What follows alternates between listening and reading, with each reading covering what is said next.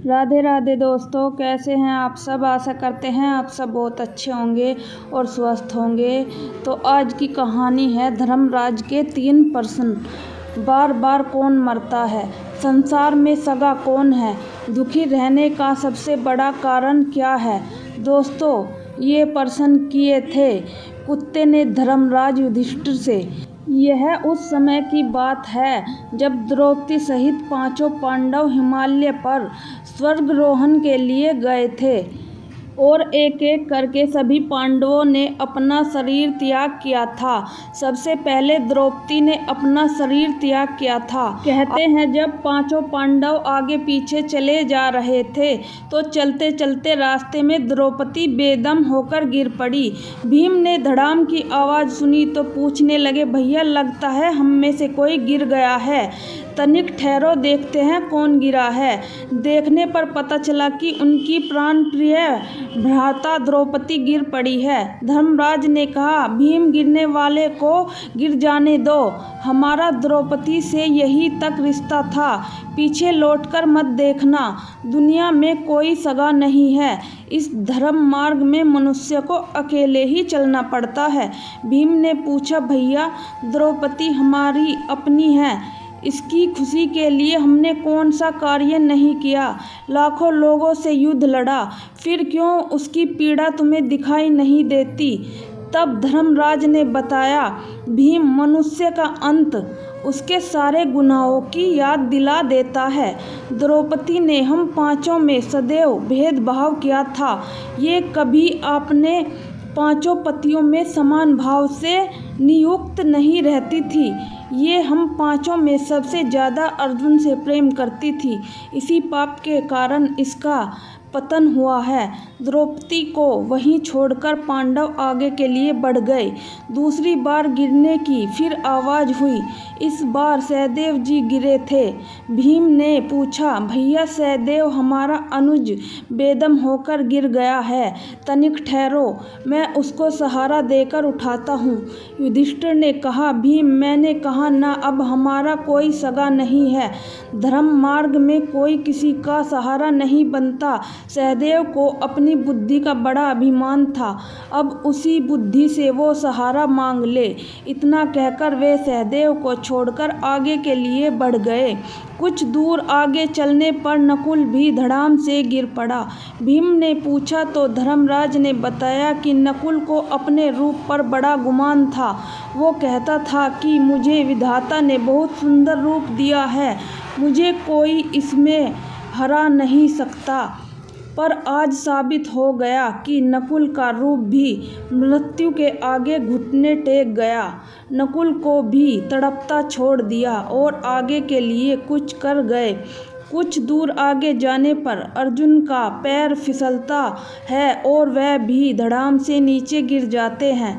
भीम ने अर्जुन के गुनाहों को जानना चाहता तो धर्मराज ने बताया कि अर्जुन को भी अपने ऊपर बहुत बड़ा अभिमान था। वो हमेशा कहा करता था कि वह एक दिन में अकेला ही सारे संसार को जीत सकता है, लेकिन वो झूठा था। उसने महाभारत के युद्ध को जीतने में 18 दिन लगा दिए। इतना ही अभिमान है अपनी विद्या पर, तो इस परिस्थिति में लड़कर और जीतकर दिखाए। मित्रों, इस प्रकार अर्जुन को भी छोड़ दिया। थोड़ा आगे बढ़ने पर भीमसेन भी घस खाकर गिर पड़े। भीमसेन चिल्लाकर बोले, भैया मैं जानता हूँ आप मुझे भी लौटकर नहीं देखेंगे, पर जाते जाते मुझे मेरे दोस्त को तो बताइए जाइए। तब युधिष्ठिर कहते हैं, विशालकाय भीम, तुम्हारा दोष ये है कि तुम बहुत खाते थे, कभी व्रत उपवास नहीं रखते थे। देवता लोग 1 बार भोजन करते हैं, मनुष्य 2 बार भोजन करता है, दैत्य लोग 3 बार भोजन खाते हैं, 4 या उससे अधिक तो कुत्ता भोजन करता है। भीम बड़ा ही पेटू था, भोजन भट्ट था, उसे अपने बल का, अपनी शक्ति का बड़ा घमंड था, इसलिए भीम की यह दुर्गति हुई। भीम भी बीच रास्ते में ही अपना शरीर छोड़ देते हैं। हैं। अब अंत में धर्मराज और एक कुत्ता बाकी रह जाता है। बाकी सब लोग एक एक करके साथ छोड़ते चले गए।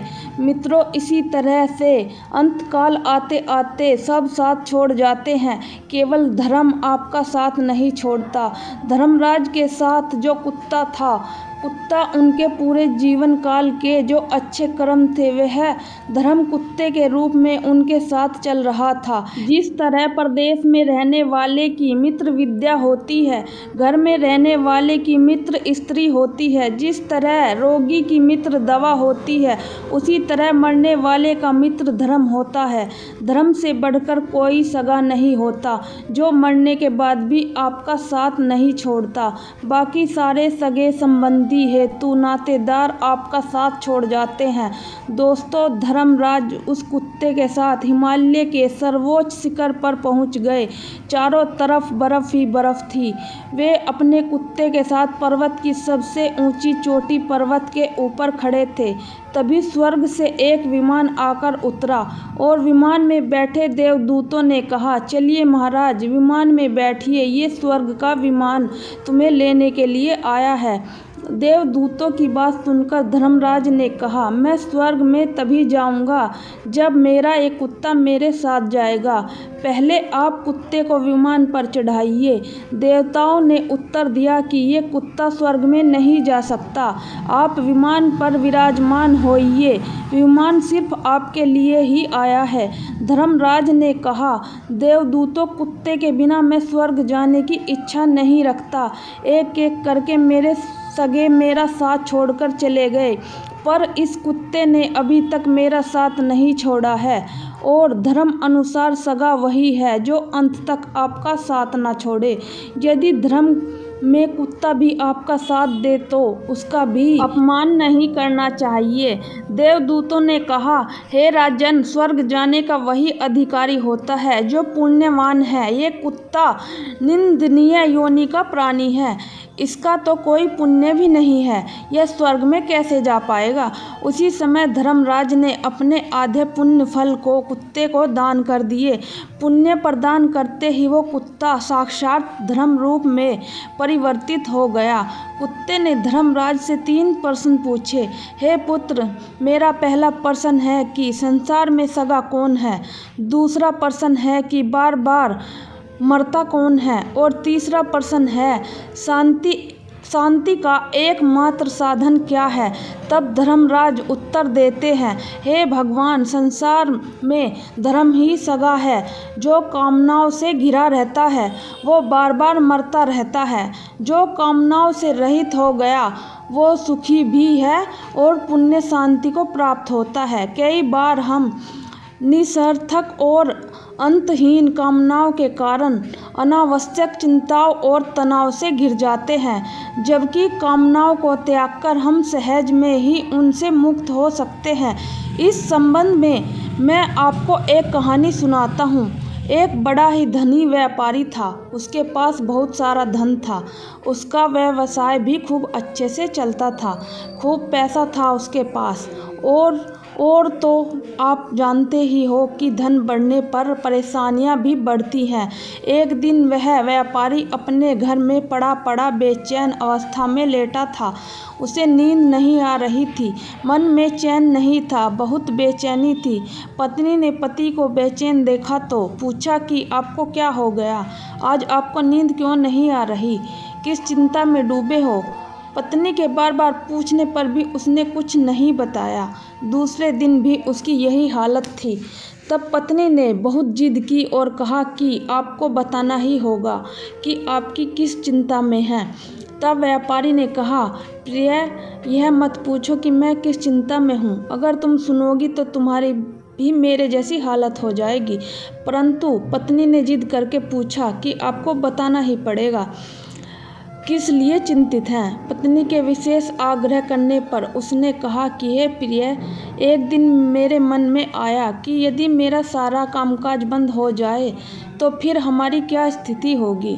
तब मैं हिसाब लगाकर देखा कि अगर आज हमारा व्यापार बंद हो जाए तो हमारे पास इतना धन है कि हम 9 पीढ़ी तक आराम से बैठे खा सकते हैं, परंतु इसके बाद हमारे पास कुछ नहीं रहेगा। मुझे चिंता इस बात की है कि 9 पीढ़ी के बाद में जो हमारे बच्चे होंगे वो तब फिर क्या खाएंगे, फिर कैसे काम चलेगा। यह सोचकर मैं बड़ा दुखी हूँ, मुझे चिंता हो रही है। व्यापारी की बात सुनकर पत्नी ने अपना माथा ठोका। पत्नी बड़ी ही बुद्धिमान थी, बोली, ठीक है, अभी आप चिंता मत करो, कल हम एक संत जी के पास चलेंगे और उनसे अपनी समस्या का हाल पूछेंगे। आज सो जाओ मित्रों, पत्नी ने उसे किसी तरह सुला दिया। अगले दिन जब भी गाड़ी में बैठने लगी तो पत्नी ने महात्मा जी को देने के लिए गाड़ी में कुछ फल, कुछ प्रसाद रख लिए। यह देखकर पति ने कहा, ये क्या सब क्यों ले जा रही हो? यह तो सब मैंने कल हिसाब में जोड़ा ही नहीं था। पत्नी ने कहा, कोई बात नहीं, कौन सा हमें रोज रोज ये ले जाना है, आज ही की बात तो है। पत्नी के बात व्यापारी मान गया। अब वे दोनों संत के आश्रम पहुंच गए। व्यापारी की पत्नी जो सामान भेंट में लेकर गई थी वो सब उस संत को देना चाहती थी, तो संत ने उन्हें रोकते हुए अपने शिष्यों से बोला, जाओ, जाकर भीतर गुरु आनी से पूछकर आओ, घर में अभी कितना अन्न शेष है। शिष्य ने पूछकर बताया कि आज रात के लिए सब कुछ है, कल सवेरे के लिए नहीं रहेगा। तब संत ने कहा, हम तुम्हारी भेंट स्वीकार नहीं कर सकते क्योंकि इसकी हमें आवश्यकता नहीं है, अभी तो हमारे पास खाने के लिए पर्याप्त है। पत्नी ने कहा, कोई बात नहीं, आप कल के लिए रख लो। तब संत ने कहा, कल की आप चिंता न करें, कल की चिंता हमारे ठाकुर जी करेंगे। यदि आज के लिए सामान नहीं होता तो मैं ज़रूर रख लेता।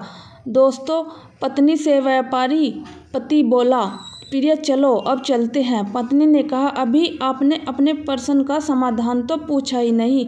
व्यापारी ने कहा, अब उसकी ज़रूरत नहीं है, मुझे उसका समाधान मिल गया है। संत को कल की चिंता नहीं है और मुझे 9 पीढ़ी आगे की चिंता हो रही है। यही मेरी मूर्खता है। जिन लोगों का प्रभु पर विश्वास नहीं होता उनका यही हाल होता है। दोस्तों, जिस दिन हमारा मन कामनाओं से रहित हो जाएगा उस दिन हम पूर्ण शांति को प्राप्त होंगे। उस दिन हमारे जीवन से दुखों का नामो निशान मिट जाएगा। धर्मराज का जवाब सुनकर धर्मराज बड़े प्रसन्न हुए, विमान में बैठकर स्वर्ग को चले गए। दोस्तों, ये कहानी आपको कैसी लगी प्लीज़ हमें कमेंट बॉक्स करके बताइएगा, और बोलने में अगर कुछ गलती हो गई हो तो हमें दिल से माफ़ कर दीजिएगा। तो मिलेंगे किसी अच्छी वीडियो में, तब तक के लिए राधे राधे।